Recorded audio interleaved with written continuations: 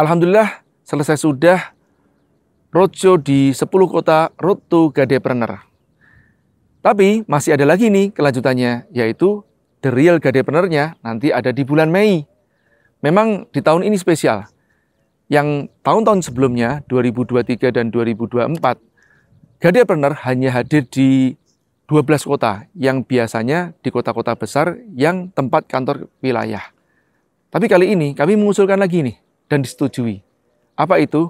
Kami mengusulkan boleh nggak tempat-tempatnya agak pinggiran, yang mungkin juga potensi UKM-nya juga unggulan, kenapa nggak dikasih kesempatan? Nah, alhamdulillah di-approve dan kami roadshow di kota-kota yang bisa dikatakan mayoritas adalah pesisir-pesisir pantai.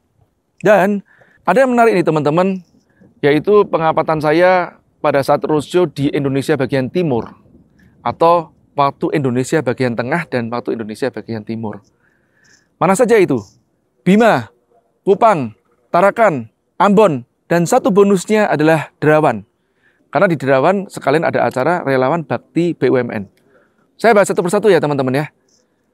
Pada saat di Bima sudah saya jelaskan, tetap bagaimanapun potensial, hanya saja masalah faktor keamanan dan kebersihan, kenyamanan mungkin di sana perlu ditingkatkan. Ini tugas yang cukup berat bagi pemerintah daerah dan masyarakatnya. Yang membuat saya amazed itu sebetulnya salah satunya adalah Kupang. Dan tim saya juga mengatakan yang serupa penilaiannya terhadap Kupang. Saya tidak menyangka Kupang itu kota yang beneran ramah sekali orang-orangnya. Indah kotanya, pinggiran pantainya juga cakep. Mungkin bisa dikatakan salah satu kota teramah di Indonesia yang pernah saya kunjungi. Salah satu ya, salah satu, bukan satu-satunya. Nah, kenapa? Karena di sana memang orang badannya besar-besar begitu ya. Sampai saya ketemu dengan salah satu aparat atau polisi pada saat kita nge-grab ya, menggunakan taksi online. Itu kebetulan pengemudi taksinya itu adalah dia polisi. Ya, saya mengetahui lah dari ciri-cirinya dan tidak sengaja dia disalamin oleh seseorang. Saya tanya, oh ini, wah polisi ya? Ya. Dan tapi yang luar biasanya, ini sudah polisi ya hampir perwira, pangkatnya ramah.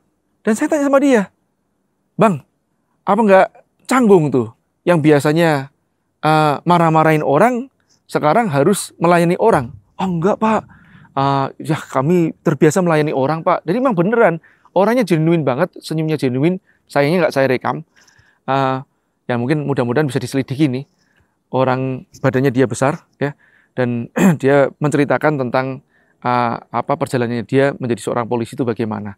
Tapi buat saya itu rata, cukup rata di mana-mana. Bahkan kebetulan saya roadshow bersama anak saya juga. Anak saya mengatakan orang-orang di Kupang ini gentleman ya Pak, kan begitu. Jadi cowok-cowoknya gentleman. Dia memberikan bangku kepada Nona, sini Nona, gitu, di pinggiran-pinggiran begitu. Dan dia seorang security yang sedang makan bersama-sama kita juga di pinggiran, sedang makan pisang epek namanya, pisang epek. Tapi pisangnya enak banget, padahal sederhana, hanya pisang dikasih gula aren dan kacang tanah yang digiling begitu. Tapi enak banget juga, karena memang pisangnya memang pisang yang berkualitas gitu ya. Dan itu legend juga sih yang kita datengin.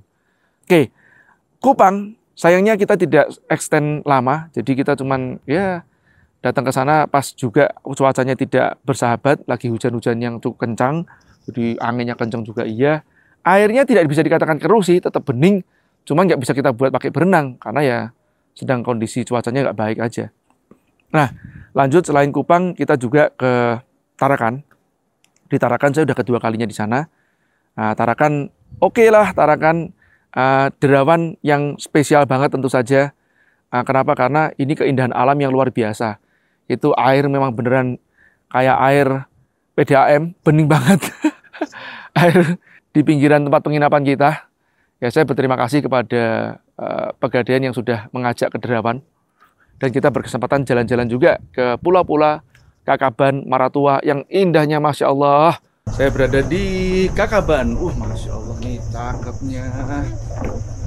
Ini pulaunya cakep sekali. Kalau air nggak usah tanya, bening lah.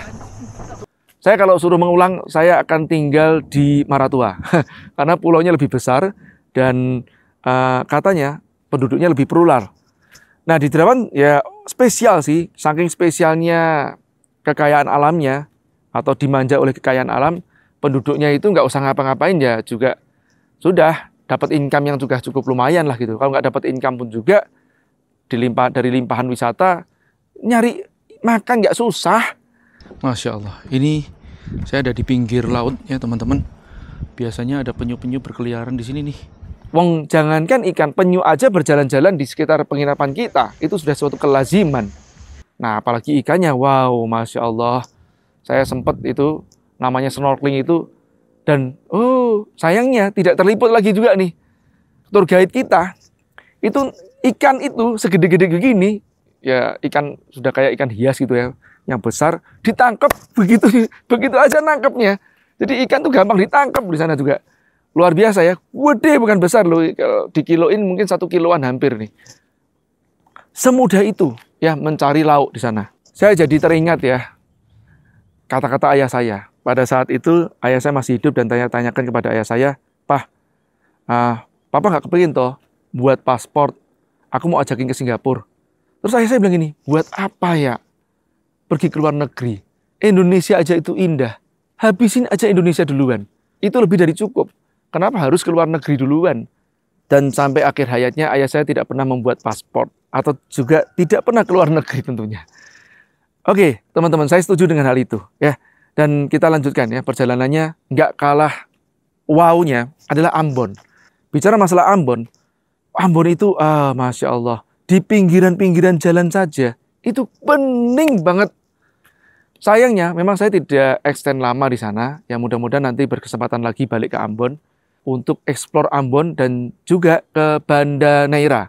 Seperti kata-katanya Syahrir nggak salah yang mengatakan, jangan mati sebelum ke Banda Neira. Wah itu beneran. Wong di Ambon aja bagus, apalagi Banda Neira. Ya insya Allah saya akan main ke sana. Yang jelas Ambon keren banget. Oke, sekarang saya berbicara di topik intinya. Pada saat saya melakukan kurasi di kota-kota kepulauan ini di Indonesia bagian timur, ada sesuatu garis merah yang lucu saya sebetulnya sih. Kenapa mereka-mereka UKM-UKM yang tinggal di pesisir pantai dan lautan yang berlimpah kekayaan lautnya, kok jarang ya yang mengolah hasil laut? Itu yang menjadi pertanyaan saya. Jadi UKM kulinernya justru kebanyakan kemarin itu malah pertepungan. Di Derawan apalagi, aduh ampun. Pada saat mengumpulkan ibu-ibu, ini memang tidak dikurasi ya teman-teman yang dikumpulkan. Bisa dikatakan ya semuanya deh. Itu selain buka warung ya, untuk berjualan bukan olahan sih, warung makan seafood tentunya. Itu olahan makanannya yang mereka tunjukkan sebagai unggulan itu adalah pertepungan. Saya sampai tanya, ya baik ke Derawan ataupun juga ke kota-kota yang lainnya, kenapa ya di kepulauan seperti ini kok tidak mengolah hasil lautnya? Sangat disayangkan kan? Apapun lah itu hasil lautnya, baik itu mau berbicara masalah rumput laut lah, teripang kah, saya nggak menemukan bahkan di sana.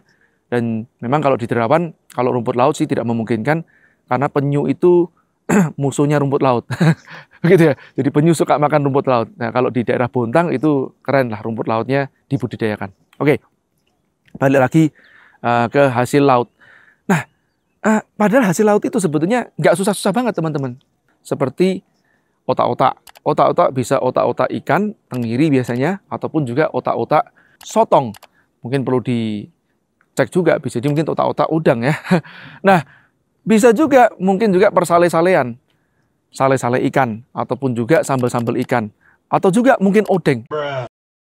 Loh, Anda mungkin nggak percaya, kalau odeng yang ada di Korea itu, ternyata tepung ikannya diimpor dari Tegal.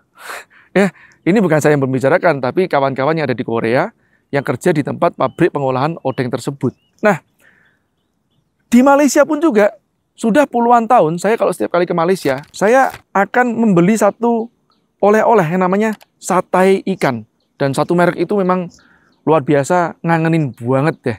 Padahal itu cuma ikan kecil-kecil ya teman-teman, bukan ikan yang besar-besar. Yang kecil-kecil dibelah begitu, ya dikeringkan dan dibumbuin ya dengan bumbu manis sedikit pedas. Atau setidaknya kalau seandainya mereka membuat olahan-olahan tepung-tepungan atau roti-rotian, lambok dibuat roti tuna, roti goreng tuna. Seperti contohnya nih teman-teman yang ada di Batam yang terkenal dengan namanya luti gendang. Itu sederhana banget. Cuman roti di dalamnya isinya semacam olahan abon ikan begitu saja.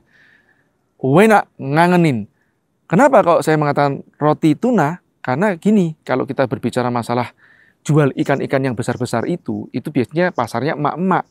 Dan juga harus diolah yang tidak mudah. Nah kalau bicara masalah oleh-oleh, baiknya pada saat dalam perjalanan sudah bisa langsung dicemil. Apa itu? Pikirkan. Oke, ya setidaknya juga ada empek-empek lah paling enggak. Di sana tidak ada. Di kota-kota yang saya sebutkan tadi itu semuanya, itu nyaris tidak ada olahan-olahan ikan. Sedikit lah, minor banget. Dan belum saya melihat yang unggul. Oke, ini mungkin sudah menjadi tugas kita juga, baik para pembina UKM ataupun juga pemerintah. Saran saya, datangkanlah trainer-trainer pengolahan pasca panen hasil laut nih. Ya, baik makanan-makanan yang siap makan seperti tadi luti-lutian atau roti-rotian tuna, otak-otak dan yang lain-lain, ataupun juga yang mungkin perlu dimasak lagi. Apapun itu, yang penting kenapa tidak kita memanfaatkan sumber daya yang sudah melimpah di sekitar kita daripada kita mengimpor pertappungan dari Jawa. Gitu. Mudah-mudahan berkesempatan lagi untuk mengunjungi Indonesia Timur dan melakukan pembinaan di sana dengan para trainer-trainer pengolahan hasil laut. Semoga sampai ketemu lagi Indonesia bagian timur.